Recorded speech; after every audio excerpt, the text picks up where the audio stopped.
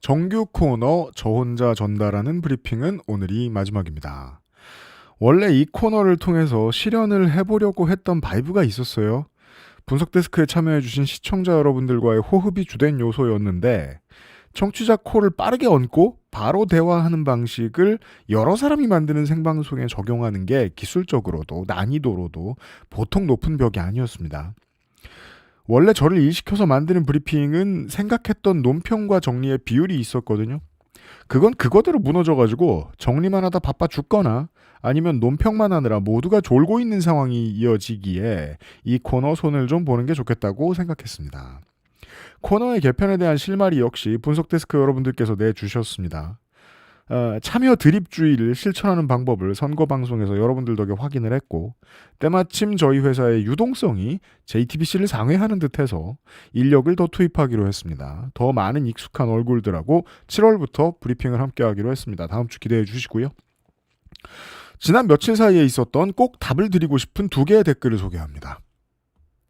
자꾸 제가 좋아하는 사람들이나 좋아하지 않는 사람들을 헐뜯는 영상만 알고리즘이 보여줘요. 정치가 참 잔인해 보이네요. 그래도 이 방송은 따뜻함이 느껴져서 위안이 됩니다. 감사합니다. 아마도 저는 오늘 높은 확률로 송희원님을 실망시킬 겁니다. 미리 죄송합니다.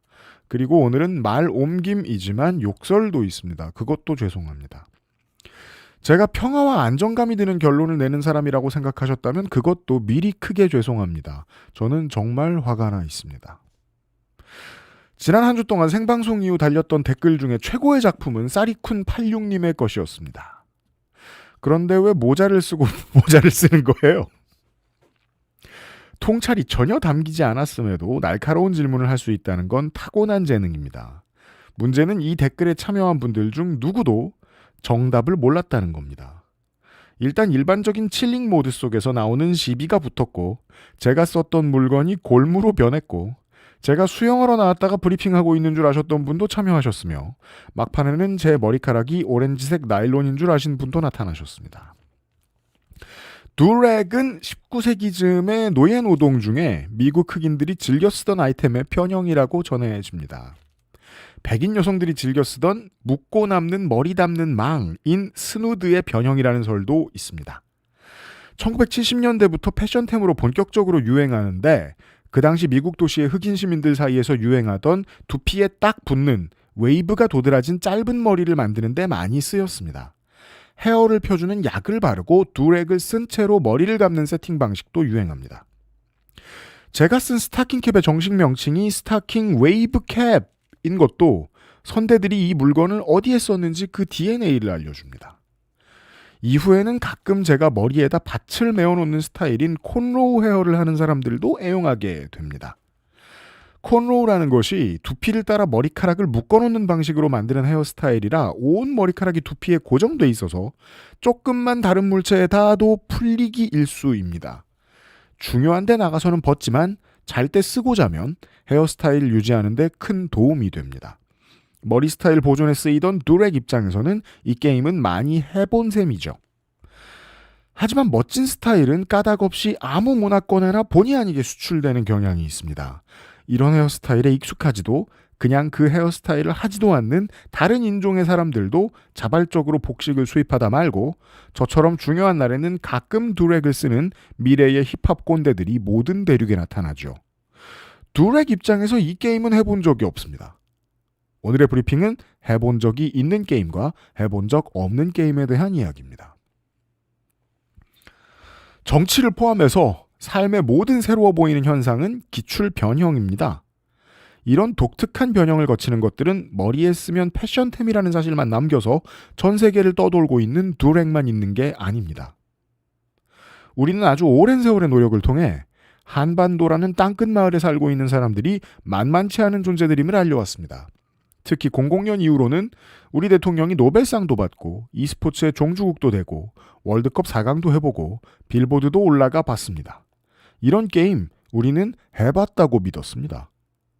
하지만 어딜 가도 우리 음식이 있고 우리 드라마 런칭하는 날에 전 세계가 라이센스 광고를 내고 어딜 가도 우리 음악 팬이 있고 어딜 가도 사람들이 나를 상대로 한국말 연습을 하고 G7이 G8으로 보일 지경으로 우리 대통령이 쉴 새 없이 이웃 선진국들에게 초청받으면서 유럽은 러시아를 견제하려고 우리를 찾고 미국은 중국에게, 중국은 미국에게 우리를 빼앗길까 노심초사하고 좌파 지도자들은 훌륭한 동지를 얻었다고 기뻐하고 우파 지도자들은 그래도 이 나라랑 담쌓아서 좋을 거 없다며 러브콜을 외치는 기괴한 기출변형이 나오다니 좋다가도 어색합니다. 아시안이라 당하고 개도국이라 당하고 한인이라 당한 기억들 뿐인데 이 게임은 우리가 해본 적이 없거든요. 물론 오늘은 좋은 얘기만 하려고 한 건 아닙니다. 정치 얘기해야 하거든요. 정치사를 돌이켜보건대 수많은 시민과 관계자들이 이 게임 해봤다며 자신만만하게 새로운 기출변형을 맞이하는 걸 많이 봤습니다. 예를 들면 정의당은 수십 년 이끌어왔던 통합진보정당의 의제를 이고지고 나아가다가 수많은 암초를 경험해봤습니다. 애초부터 강건한 여러 계파를 아우르는 일에 익숙했고 그 계파 갈등에 폭력 사태도 당해보고 함께했던 옛 동지들의 정당이 사법폭력으로 문을 닫는 모습도 보았으니 안 해본 게임이 드물었죠. 하지만 청년 가산점이라는 별로 중요치 않아 보이는 조건을 이용해 몇 자리 없는 당선권에서 배지를 가져간 당의 기여가 없던 2명의 국회의원이 검찰개혁 반대론자 금태섭 의원을 징검다리 삼아 이낙연, 이준석의 통합정당에 들어가 국회의원을 한 번 더 해보려고 했다가 이것이 여의치 않자 한 사람은 개혁신당을 가야 하니 자신을 내쫓아달라고 그토록 내몰았던 정의당으로 돌아가는 기적적인 행보를 보입니다. 당원과 국민에게 별다른 사과도 하지 않았음에도 바로 당이 공천도 주고 당내 최상위권의 요직도 맡겨 그 사이 아무런 변절의 시도가 없었던 흠없는 진보 페미니스트 정치인 행세를 지속하고 있고 또 한 사람은 정의당을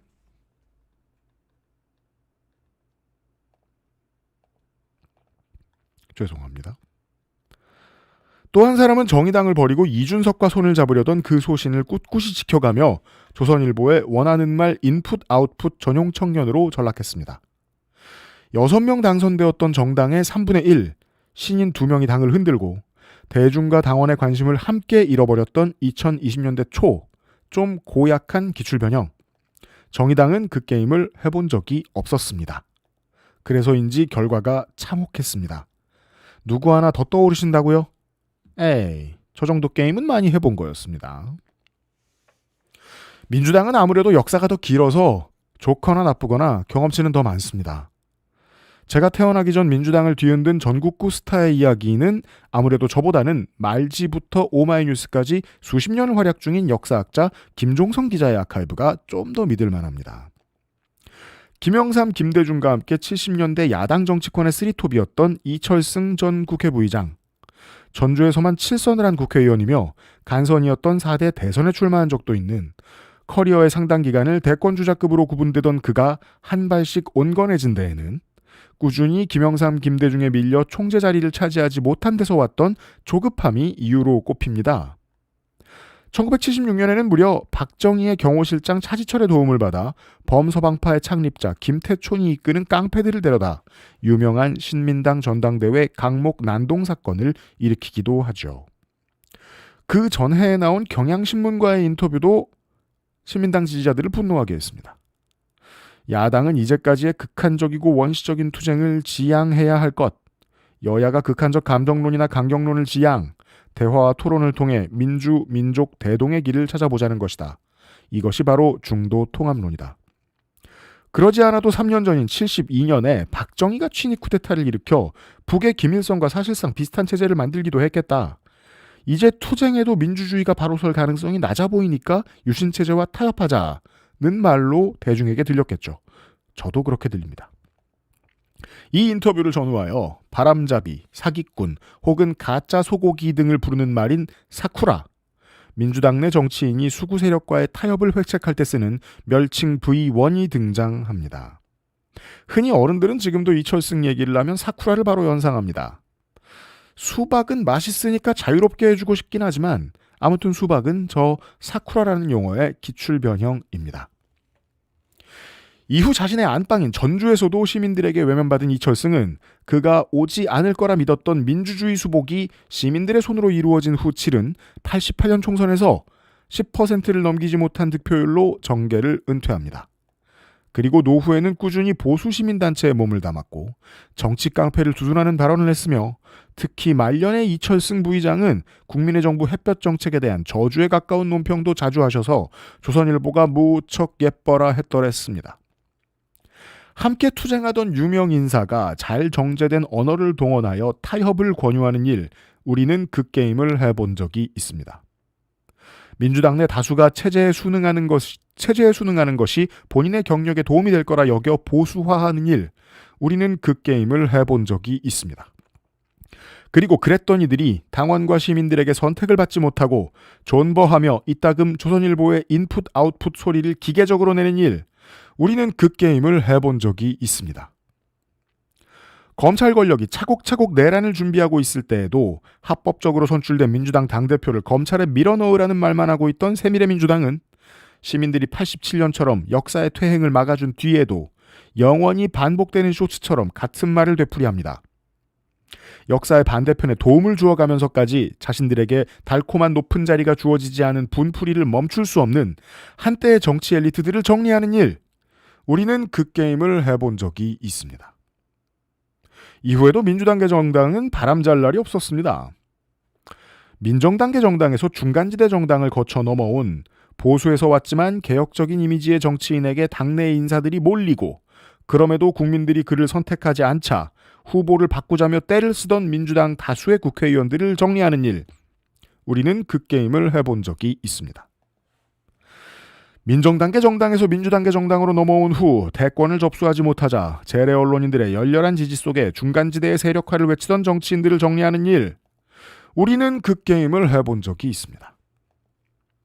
삼김시대 이후 정치 보스가 사라지자 어디에 줄을 대야 할지 몰라 허둥대던 재래 언론인들이 기왕 이렇게 된 거 아무 신인이나 발굴해서 우리의 왕을 만들어 보기로 결의하였는데 그 신인이 정치를 잘할 가능성은 제로였기에 그를 중심으로 만들어진 세력이 민주당계 정당을 쪼개놓고 급부상한 신인이 자신을 갈고 닦아 정치적 가치관을 만들어내고 그것을 지키는 튼튼한 정치인이 될 가능성은 제로였음에도 언론의 기득권을 지켜줄 것이 분명하거나 너무 어리버리해서 잘 구슬리면 자기가 뭘 하는지도 모르고 언론의 기득권을 지켜줄 것 같은 그 망한 옛날 드래프트 1번 픽에게 하입의 심폐소생술을 강산이 바뀌도록 불어넣어주는 언론을 상대하여 그가 아무 일도 일어나지 않게 하기 위해 아무 말도 하지 않는 아무 의미 없는 정치인이 되도록 유도하는 일, 우리는 그 게임을 해봤습니다.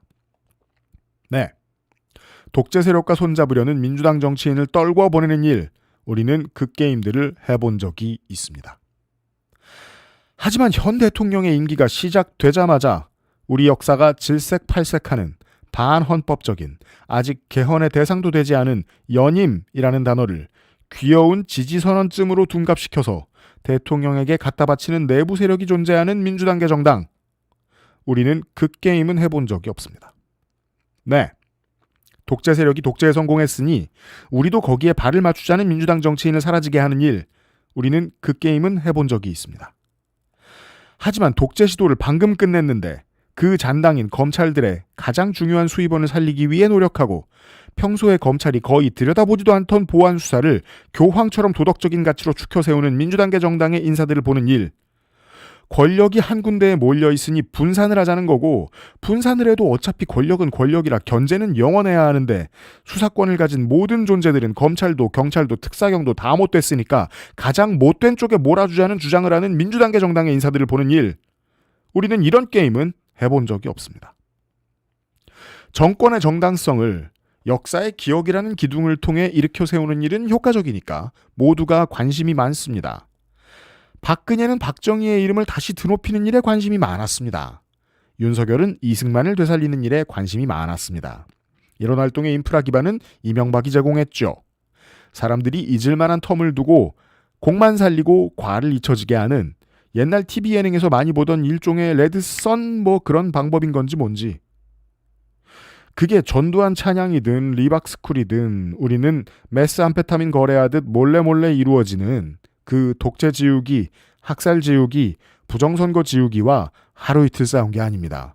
우리는 그 게임을 해본 적이 있습니다. 하지만 민주당계 정당에 온 후로도 이승만 바로 세우기 운동을 했던 과거를 뉘우치지 않는 정치인이 요직을 맡아 득세하는 상황.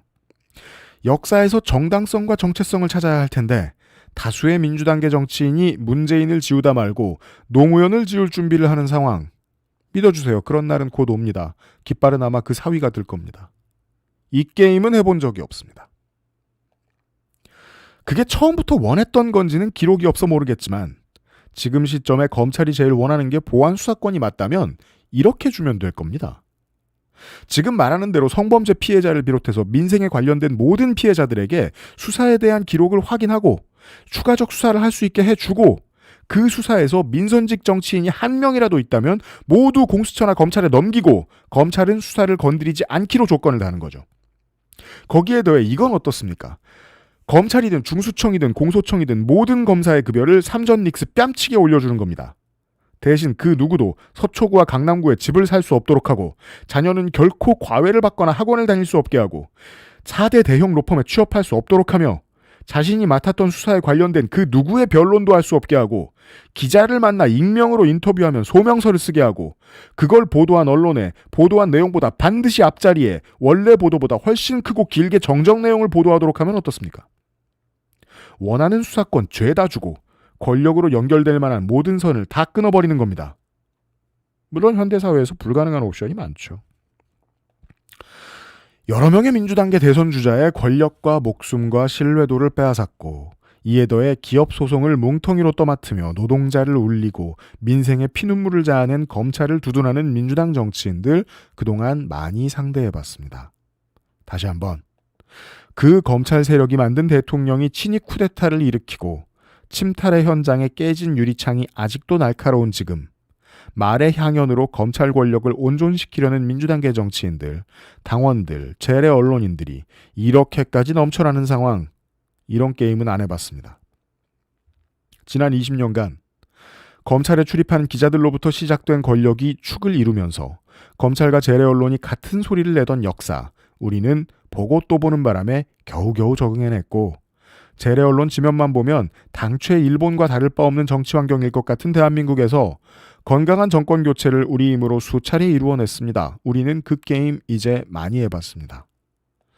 하지만 시민주주가 지켜주는 한겨레의 창간, 오마이뉴스의 시민기자 혁명을 지나 팟캐스트와 유튜브에 이르기까지 자발적으로 등장해 기존 언론을 견제하던 그들 다수가 더 유명해지고 더 명예를 얻고 국가가 주는 자리를 얻은 후에 이제껏 민주주의를 지키기 위해 노력한 이들의 유산에 씨발을 얻는 상황. 우리는 이런 게임은 안 해봤습니다. 워딩을 하나 읽어드릴까요?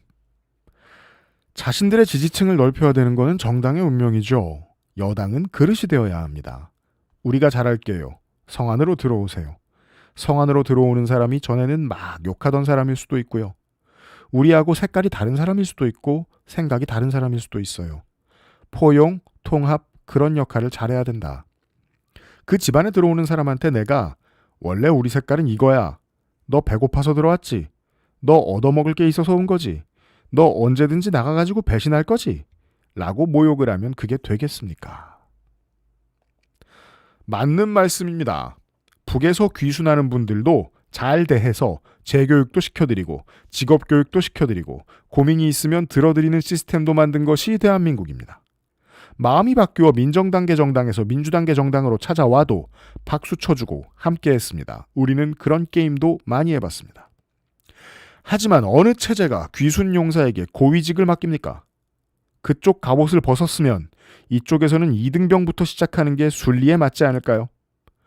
귀순하자마자 도지사가 되고 최고위원이 되고 장관 후보자가 되고 국회의원의 공천을 받았다면 그렇게 내준 자리만큼 긴 세월 함께 버텨온 사람들이 밀려나게 되죠.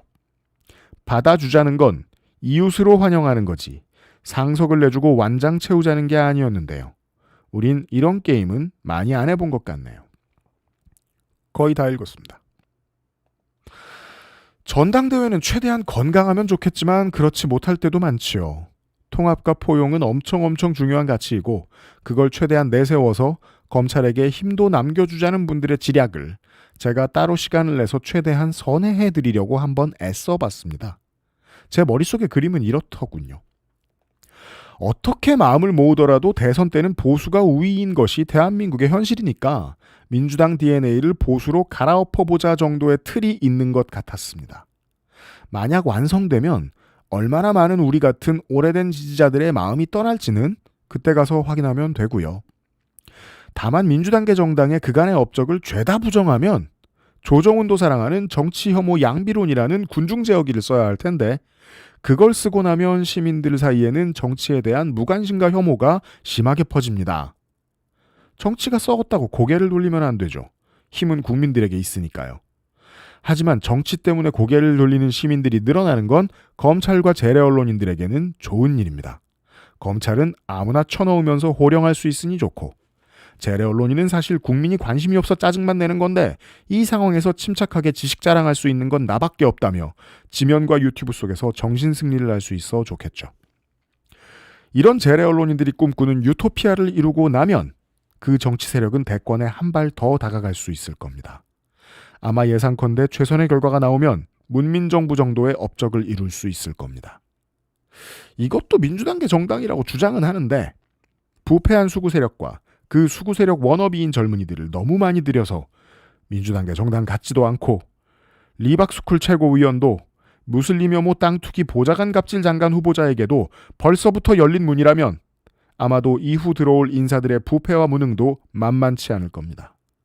그들이 힘을 합쳐서 정권을 재창출하는 데 성공하면 그들은 뭘 할까요? 부패요. 부패하면 국민들은 뭘 할까요? 무관심이요. 그때 가면 보수당이든 미래의 민주당이 무너지겠죠. 그쯤 되면 참지 않는 대한민국 사회는 다시 개혁을 말할 거고 지금 저 페이스북의 NPC 지식인들은 그때의 새 야당도 그때의 보수 여당 민주당도 무능하다고 양비론 펼쳐가면서 무관심을 더 증폭시킬 것이고 그때쯤 되면 여러분이나 저나 못해도 10년에서 20년쯤 더 늙어 있겠죠. 만약 이번 전당대회에서 민주당의 보수정당으로의 DNA 갈아엎기를 주장하는 그 세력이 패배한다면 그리고 지금 뉴이재명이라 불리는 이들을 이끄는 리더의 재기를 불가능하게 만들 수만 있다면 그건 해필리 에버 애프터일까요? 당의 의원들이 100명 넘게 그 리더에게 줄을 서는 모습을 민주당이 보여준 지 몇 달 지나지도 않았습니다. 세상에 그들은 심지어 이낙연에게 줄 섰던 수많은 국회의원들을 끌어내리고 공천 준 새 얼굴들인데도요.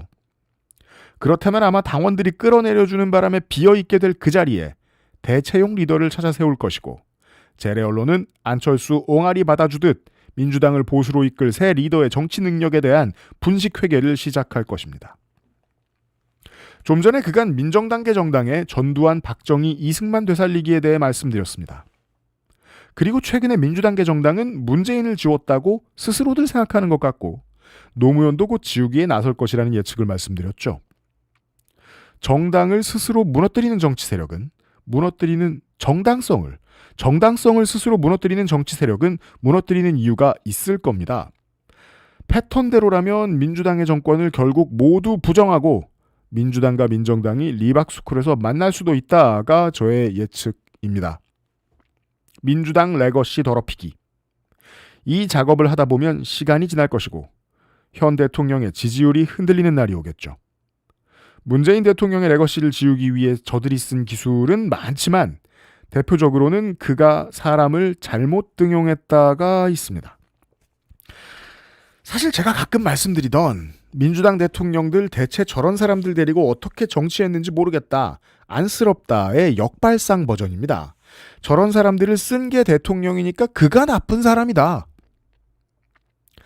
저런 단순한 논리로 혐오를 퍼뜨리는 자들이 지금 대통령의 인선을 몇 개 끄집어내서 그것으로 현 대통령에 대한 혐오 바람이 불길 원한다면 그 방식을 만든 사람들이 자기들 손으로 명조 털레유는 못 만들 것 같습니까?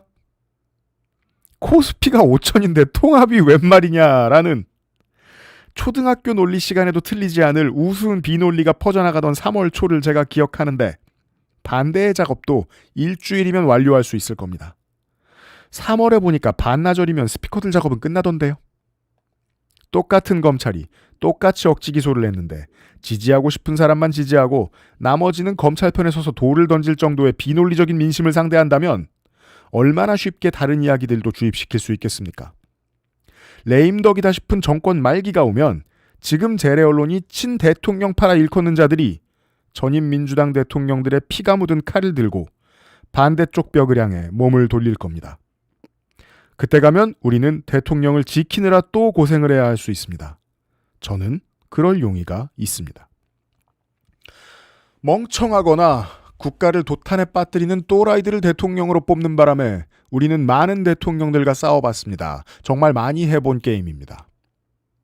하지만 헌정사의 손가락 안에 꼽힐 경제에도 외교에도 민생에도 역대 가장 유능한 정치인 중 한 사람인 효능감이 하늘을 찌르는 대통령을 우리가 지키다 말고 견제하고 견제하다 말고 다시 지켜줘야 할 것 같은 상황. 우린 이 게임은 해본 적이 없습니다. 그리고 무엇보다도 민주당계 정당이 스스로 민정당계 정당으로 뮤테이션하려는 상황. 우리는 이런 게임은 해본 적이 없습니다. 항상 한탄합니다. 우리는 별 소득도 없이 감시만 하다가 지치지만 이익이 걸려있는 자들은 극도로 부지런하다. 그러니까 그들이 민주주의를 위협할 땐 기출문제를 내지 않는 겁니다. 우리가 헷갈리도록 부지런히 변형을 연구해야겠죠. 다크소울 100번 깼다고 엘든링을 첫 판에 깰 수 있는 게 아닙니다. 권력자들의 탐욕과 이해관계는 민주주의를 세상에서 가장 힘든 다크소울류 문제집으로 만드는 성향이 있고 그건 원래 그런 겁니다. 오늘의 이야기는 그냥 기출문제 변형이 많다는 말씀입니다. 마지막 솔랭 브리핑이었습니다.